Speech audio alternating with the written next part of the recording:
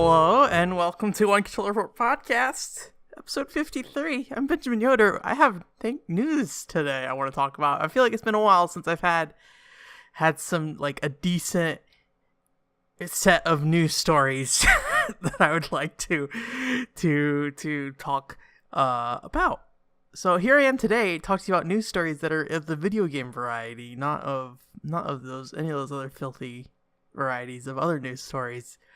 So yeah, let's jump right into it. I don't think if you let me go ahead and say something about the content I've been putting out recently.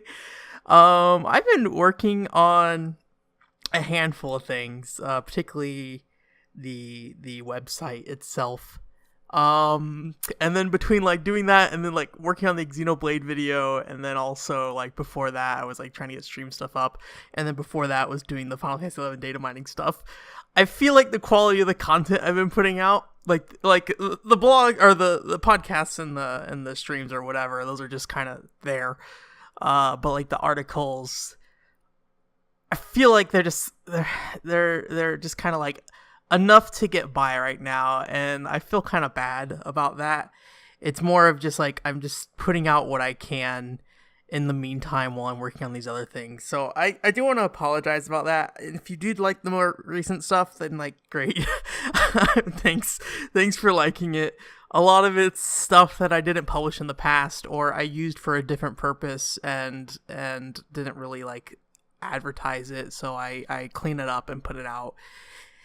And a lot of that stuff is a few years old now, so it's been a little slow. I have to apologize for that.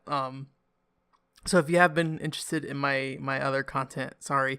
I'm working, hopefully once I get the website to a position that I can get it, up and running and everything, then I'll be able to focus more on actually getting stuff, actual articles and more videos started from scratch and to keep going. So yeah, thanks for sticking around if you're here. I'm Benjamin Yoder. So thanks for listening, and I will and let's talk about some stuff. Speaking of Final Fantasy 11, I think if you're in the Final Fantasy 11 realm these days, you might have heard that there's actually some screenshots I got out there for the Final Fantasy 11 mobile game. So don't confuse this with Final Fantasy 11 Grandmasters, that thing that I wrote about 2-3 years ago now. Grandmasters is a different mobile game. It's like this little chibi Crystal Chronicles looking mobile game, and it's not the Final Fantasy 11, the more mainline Final Fantasy 11 mobile. I don't know if port would be the right word, but remake possibly. It's hard to say because we don't really know what kind of content's in there. But they put out a handful of screenshots, and I'll go ahead and put it in the description if you want to open it up and look at it, because I'm sure it's heck not put in this podcast because the time editing. Hey, maybe I'll I won't even open that can of worms.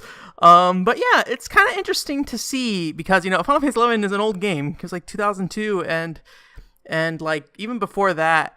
Unless you're looking at like the original trailer for that game, it's kind of looked how it's looked for a good long time. I mean, obviously there's over the years, all the expansions have kind of their own art style, and some of the character models even look better in those, but it's still definitely within the confines of that world and that hardware, the PlayStation 2. And it's interesting to see because this is running on like Unreal Engine 4, and I don't think the character models look that great, honestly. I think they look kind of like generic budget Unreal character models, but hey, it's hard to tell. These are actually really small screenshots. They just came from like a job posting that I think that Nexon put up, that kind of showed the game off. But I do think the environments actually look pretty good.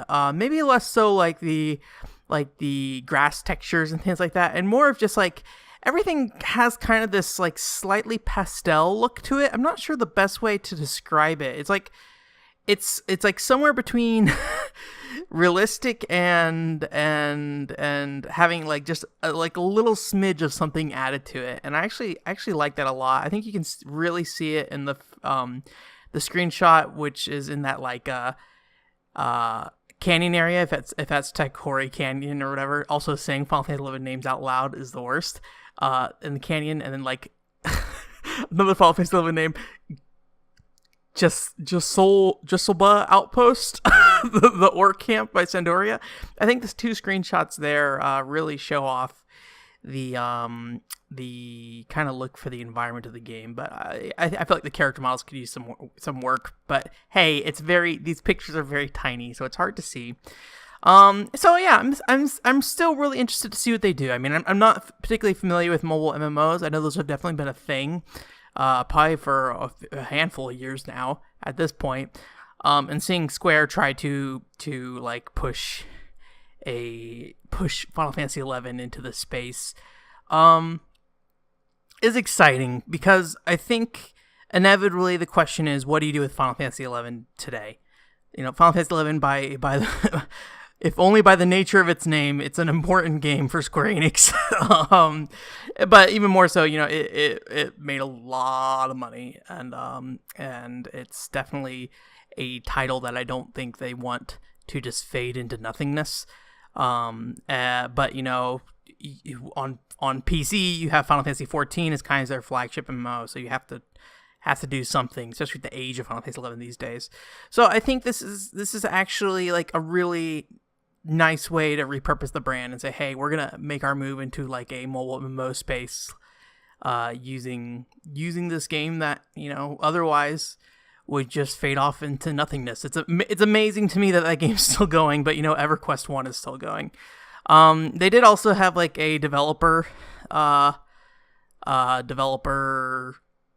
interview in Famitsu where they talked about the possibility of the offline version, and I'll always say this, like, offline Final Fantasy 11 doesn't make any sense, not only from a business perspective, which I think I can always say, like, oh, it's going to cost too much money to do this, yes, and it's not going to sell as many units to do this, yes.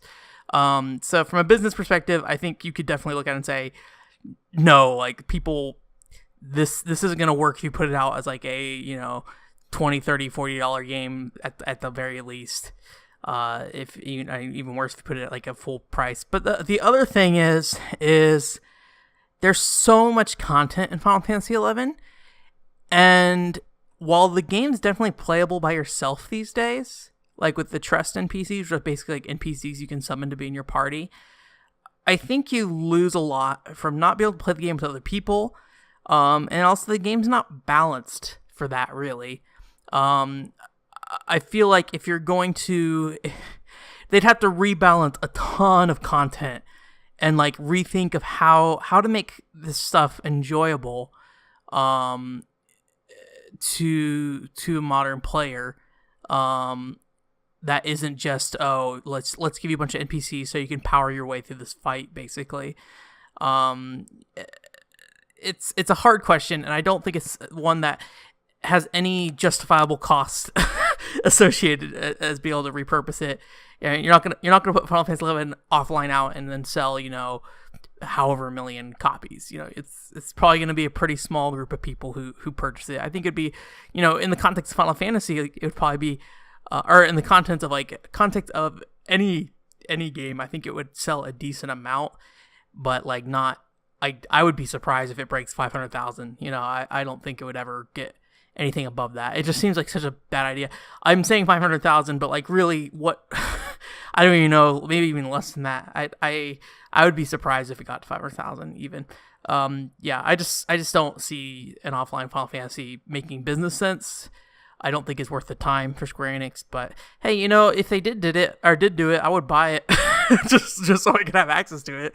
Obviously, I would love that. I just think, it makes no sense. I've definitely seen people over the years argue that it does make sense, but I think that's talking from a very illogical perspective on that kind of stuff. Says the man who is always like, a company should stop doing what works and reinvent themselves over and over again.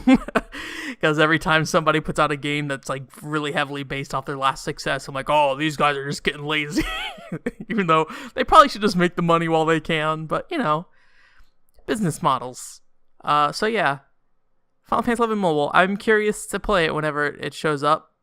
I would love for it to also be on PC. I'm not much of a phone user, So I feel perfectly okay being able to play a phone game on a PC if I can, but we'll see. I mean, I don't think that would be I wouldn't want that to be the main platform though, just because it's you know that's Final Fantasy 14 is already in that space, but yeah. Let's stop talking about that. Let's talk about something else. Something maybe a bit more newsy, I guess, is all those visual novels getting, warnings essentially on Steam for being taken down. I don't use Steam very often. I use it for PUBG. And that's about it. Like, I probably have about 40, 50 games on Steam, which I think is a very small amount compared to most people. And most of those games are gifted to me. I don't think Steam is a bad platform. I just personally don't really use it that much. I don't use a PC launcher for a lot of games frequently. As I have a DMM Games launcher sitting here that I haven't used in, I don't know, 6 months now. It feels like 6 months. Whenever I played Venus Vacation. And at the end of the day, so if you don't know, basically, Valve put out a warning to a bunch of visual novel developers. I don't know if it's anyone outside of visual novels, but basically it was like, hey, this content is deemed inappropriate by I don't know if they're saying new guidelines or just by their guidelines, and saying you gotta adjust this or we're delisting you in 2 weeks, which seems like a very short amount of time to push people to do that. I would think Valve would understand more than anyone that, altering games probably takes some time. But hey, anyways, so yeah, it just seems like it's kind of short notice. But at the end of the day, it is their platform. And I really don't have too much problem with Steam saying, hey, we don't really want these titles associated with our platform. I am a little frustrated just because of how things have been handled to this point, because it wasn't really like uncensored game, like it wasn't so there was already some regulation on Steam regarding visual novels and what kind of content could be in them. But then what would happen is people would sell that game on Steam, and then you would go to some other website or go to the company's website. To my understanding, I have never really done this, so I could be completely wrong. Feel free to let me know. I might be this is all word of mouth that I'm regurgitating here. So, but basically, you download a patch or put a file in that basically unlocks the censored version of the content, and or uncensored, I should say. It's the uncensored version of the content. And I don't know, that just always seemed like a weird way to to sell that stuff. I think if you know me as a person, you'll know that I'm perfectly okay with games with sexual content being sold. I probably would say I wish the adult-only rating was something that was allowed in stores and stuff. So, but, I think the reason why AO doesn't get used mainly more than anything is just because the retailers won't let you actually stock shelves with AO games. And obviously, digital marketplaces are a whole other thing. I don't think you have to use the ESRB rating to get a game on Steam. Now that I think about it, I guess ESRB is only for storefronts. I never thought about that. Anyways, yeah. So it's their platform on Steam, but I didn't really like how it was being handled before, anyways, because it reminds me a lot of those old pachinko stories you used to hear. I don't know if these are real either, but basically you go in Japan, you could play pachinko and then trade those in for an item which you went to some other place nearby to trade in for money. It felt like a weird workaround that probably shouldn't have been in place and shouldn't have been used as largely as it should. But at the same time, so I guess the problem is that I don't particularly like that uncensored content was so easily accessible, or rather that it was kind of just a part of the process. It felt like there was, I feel like that whole, here's this patch that lets you uncensor the game feels more like a workaround than it should, or kind of going underhanded, under the desk, almost. I'm kind of, working out my feelings on this as I go. But it feels like a dirty trick of we're going to sell you this censored game, and then you're going to go unlock the real stuff. I mean, it just feels weird, and then, if the content is censored on Steam and that's acceptable, I feel like that stuff should remain on Steam as such. But it's hard because hey, Steam is their platform; they can make whatever decisions they want, and then Steam's also like the only big digital distribution platform. Unfortunately, though, I don't really know. Like, it's interesting because like visual novels have kind of a following now, and obviously not all of them are getting removed, but I feel like there is a desire for those kind of games that could stem off into we can sell our games elsewhere.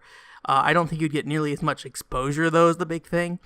But yeah, I feel like it's a bad move on Steam's part. I feel like I'm doing a bad job explaining this. But basically, I don't have a problem with Steam saying, hey, don't put these games on here. I did have a problem with them, like that whole underhanded approach of like, hey, just patch your game to get the uncensored stuff.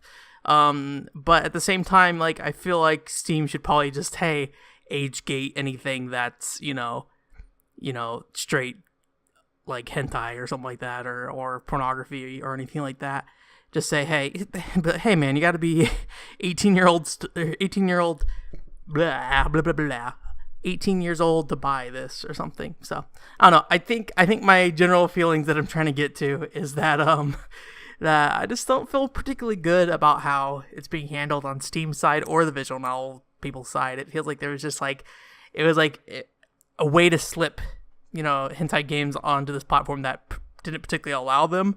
But if you just went to their website, like, hey, just download this. Yeah, I repeated that a handful of times now.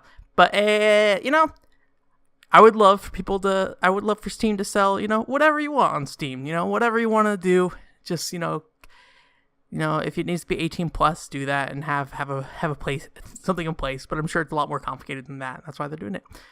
Words. I said words right there. Welcome to the future. Let's do it. Let's do a fortune cookie. Let's say some more words. It's getting kind of late in this podcast, but let's do a fortune cookie. I feel like it today. I'm feeling good today. Come on, open that cookie. Why are you opening that cookie? Baten Kaitos Origins. I feel like I talked about this recently, but I don't think it was in the case of a fortune cookie. Monolith Soft game. I'm a big Monolith Soft fan. And I don't know how much Monolith Soft content I've really done. I'm sure I've reviewed at Baten Kaitos Origins at some point. Anyways, yeah, I kind of feel maybe the position to take on this is I kind of feel like sequels are a bad thing for Monolith Soft. I think they always do a really good job with their initial game. Like, I think Xenosaga is a very strong title, Xenosaga Episode 1. But then when you start looking at Xenosaga 2, as much as I like Xenosaga 2, I might like Xenosaga 2 more than Xenosaga 1. But it starts getting a little weird in terms of like the pacing of the story and stuff. And then mechanically got a lot more complicated, which apparently people did not like. Think you're crazy? But that's okay, we all like different things. And then Xenosaga 3 is a trash fire that I don't want to talk about. But then yeah, with Baten Kaitos, like the original Baten Kaitos is a really interesting game with its like whole card system and stuff, and it is a turn-based game, but it does have like a timer element. So like whenever you start an action, there's a timer that begins. So like you can sit there and stare at your hand as long as you want, but essentially you're throwing out cards, as many cards as you want for the most part. Or well, I think it's actually gated by level. So I think at some point you're like, oh, I can throw out 2 cards, I can throw out 3 cards, I can throw out 4 cards. And then as you do that, like cards are being put into your hand as you're pulling cards out of this deck. So you're on a time limit to like keep selecting another card until you hit your maximum. And there's like this whole like counter thing where you're getting damage boosts from, lining up certain card numbers and things like that. And Baten Kaitos Origin has some of that, but it's definitely a different iteration of that in a way that I always just felt like it wasn't implemented nearly as well. And then there's like a lot of repeat levels and stuff, but the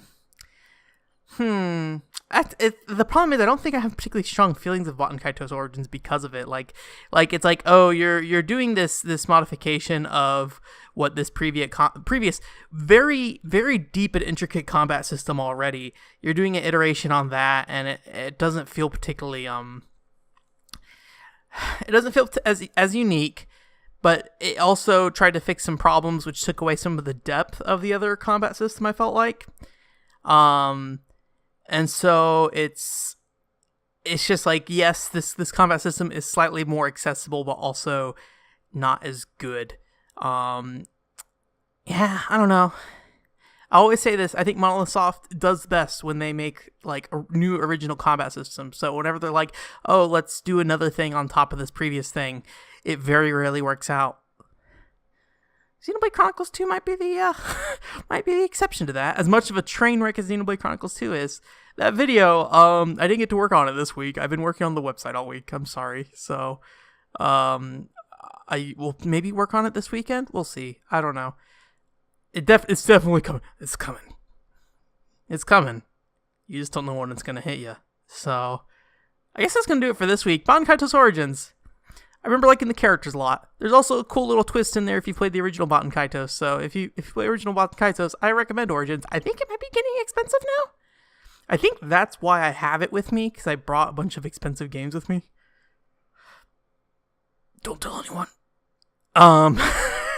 I brought like the most valuable stuff with me just so I could hold on to it, because my other house, I have no guarantee that stuff is going to be in good condition when I receive it. So crossing my fingers that they will.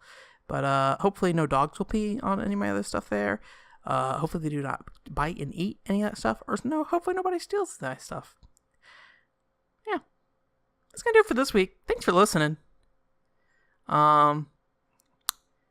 And I feel like I don't really have too much more to say. I kind of spilt my guts at the beginning of this episode. So I feel like I kind of hit what I need to hit. I got my hit at the beginning. So yeah, as terms of just playing stuff, I'm still just playing Dragon Quest Heroes 2. I streamed a little Star Fox, so that was kind of fun. I'm going to play more Star Fox, I think, just in my free time, though. I don't think I want to stream it. Streaming a game like that is very difficult, and I didn't like it, because I couldn't really talk. So it really was a stream, like 45 minutes of me, or more like 2 hours of me just going, oh no, and stuff like that. And I didn't like that. I don't like, that's a boring stream. So yeah, I'll have to think about that more when I'm streaming games. But hey, yeah. For now, I still have some stuff that I could try to put out the next week, but we'll see if it happens. I probably should put something out, but it's just not going to be the peak of my content creation. It's probably going to be something that's kind of like, that is definitely an article that you have written. so yeah, we're gonna end this show now. Thanks for listening. I hope you guys have a great week. E3 is coming up soon. I'm not going to E3 or anything, but that's always fun to talk about sometimes. Phantom Dust 2, 3. Phantom Dust 2. Return of Phantom Dust 2. That's what I want.